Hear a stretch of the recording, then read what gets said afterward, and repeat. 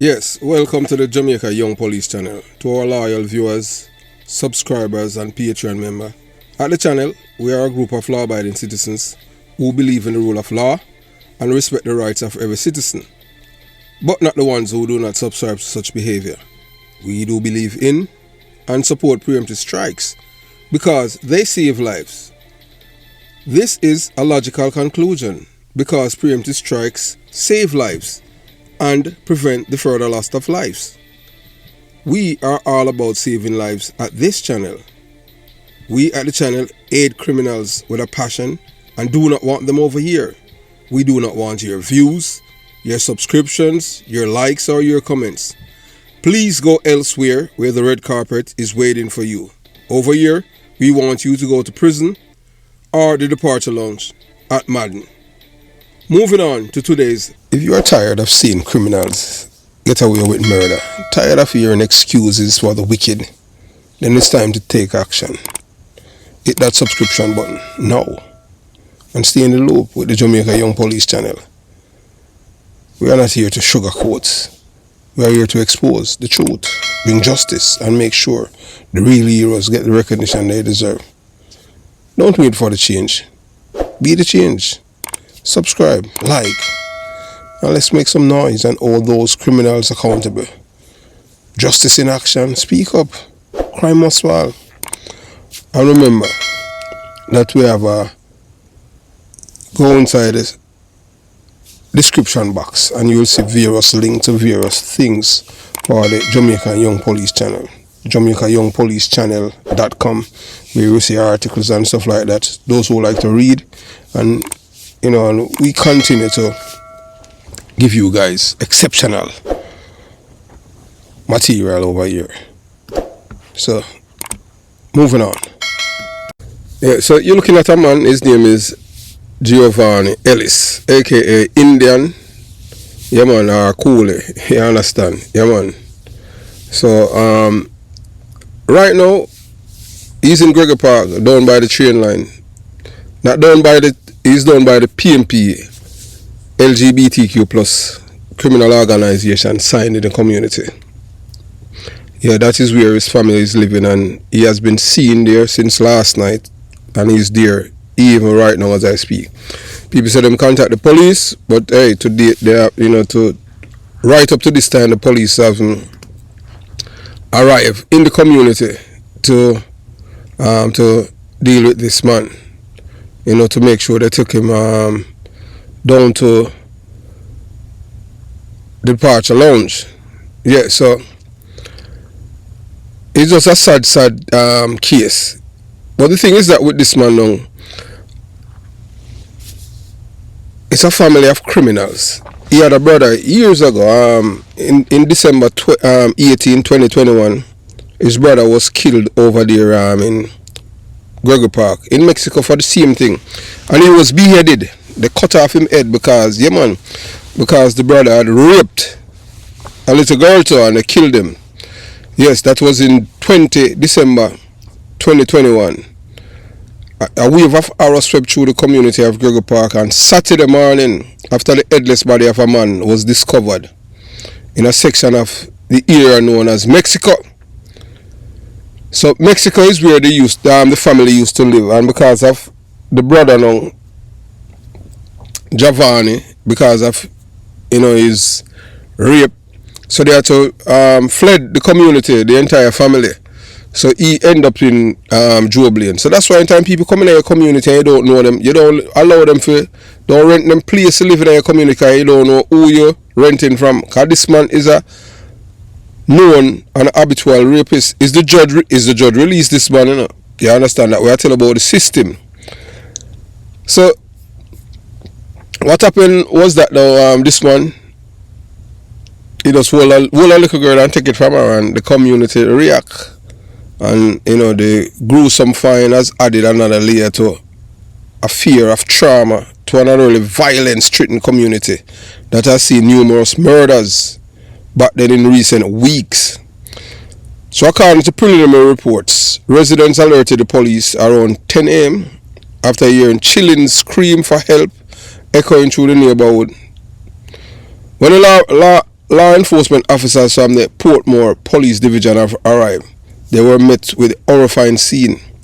The decapitated corpse of a man, his head missing and his body left abandoned in what appeared to be calculated act of savagery. The reason why them did him that is because the man had raped a girl. Raped a little girl too. So in the response to the brutal killing and the escalating violence that has engulfed Gregory Park in recent months, the Jamaica Constabulary Force has implemented a 48-hour curfew beginning at 6 p.m. On Saturday, December 18, 2021 and scheduled to end 6 p.m. Monday, December 20, 2021. So despite the intensive police presence, frequent patrol and multiple operation, the bloodshed in Gregory Park shows no signs of slowing. The community has become a ghost town in pockets as terrified residents, fearing reprisal, are becoming collateral victims, have begun fleeing their homes. So after them kill the boy, after them kill his brother now, the family move. They move out of the community after the savage beheading. Yeah. So the man at the time now, his name was Giovanni Ellis, whose headless body was discovered on Saturday night in the Mexico area. And at the time now, it was SSP Christopher Phillips, who commands the St. Catharines South Police Division, confirmed the identity of the victim and described the nature of the crime as barbaric and deliberate. Suggests that Ellis may have become fallen victim to an internal gang conflict, one of several simmering disputes currently destabilizing Gregory Park. So the investigations continue and the police are following leads at the moment. No one has been arrested and charged with the murder of Ellis at the time. Yeah, no one, yeah. So people here, the killers them here before, as usual, in the ghetto, informer for dead and gunman for live. We at the Jamaica Young Police Center say informer for live and gunman for dead.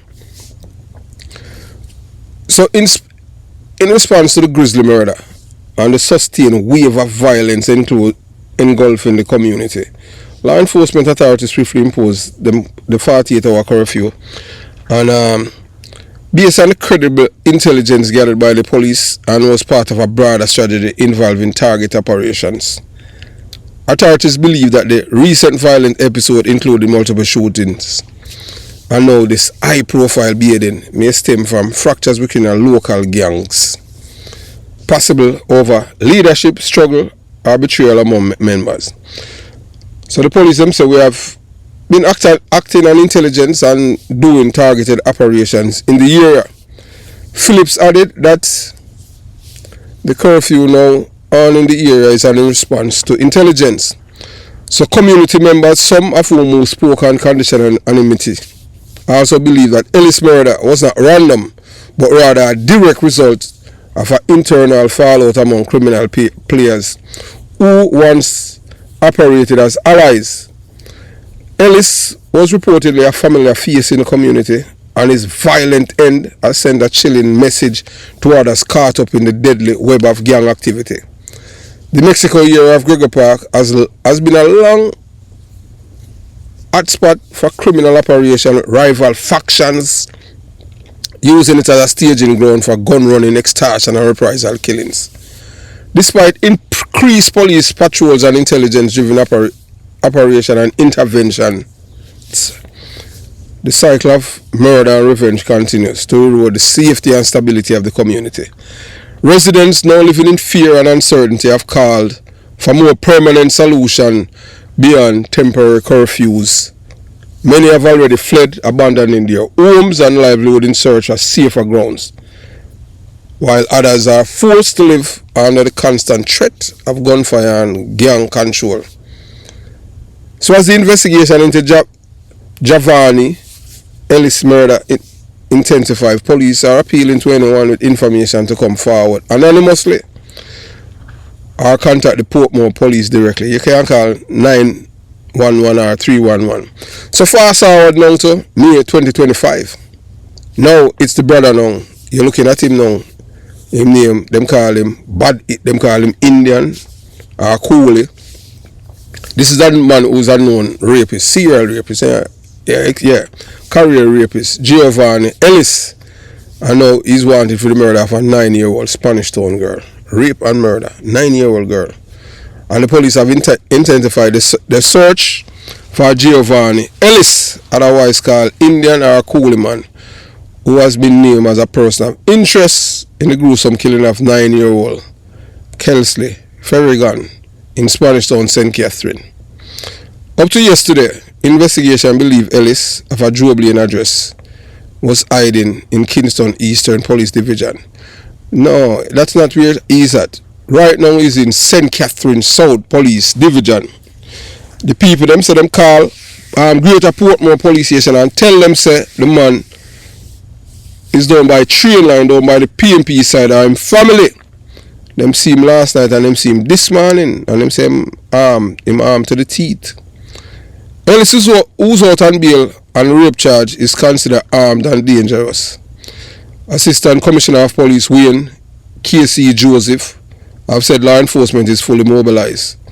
A $2 million reward is being offered for information leading to the capture of Ferrigan's attacker. Some people fear that he's now that he's getting outed, he might hide in the bushes and then he might try to leave for go Barbados to end up with the Dixons them, the two brothers them will kill Cracks. Yeah, will kill Cracks. Kill them auntie. Man. Ferrigan was found dead Friday night inside a barrel at her home, partially nude and bearing signs of physical abuse. Police believe that she was sexually assaulted before killed. Her 16-year-old brother made the horrific discovery around 8 p.m. while their mother was away from home. The murder sparked national outrage with calls for stronger protection of children and swift justice. And you notice up to now we don't hear Jamaican for Justice are Donna Scott Matley or the big broad-faced woman Michael Jackson. We don't hear them say anything, or even Lisa Anna. This is a desecration of innocence that shakes us to our very core, said Lorette Adams Thomas, CEO of the Child Protection and Family Services Agencies, which has deployed crisis support to the family, counseling for the mother and her 3 surviving children aged 16, 6 and 3 began on Monday through the Ministry of Justice Victims Services Division. The opposition, PMP LGBTQ plus criminal organization, called the killing an affront to our collective humanity and urge a shift from the grief to action. Now, these are the same people, April 29th, who fund and sponsor a protest with Jamaican for Justice against the police, saying that the police are committing extrajudicial killings and the police, they must wear cameras. We don't see the outrage on them. What about them supposed to have a demonstration or a protest at this killing of this little girl? But no, you have to understand this is their community killers.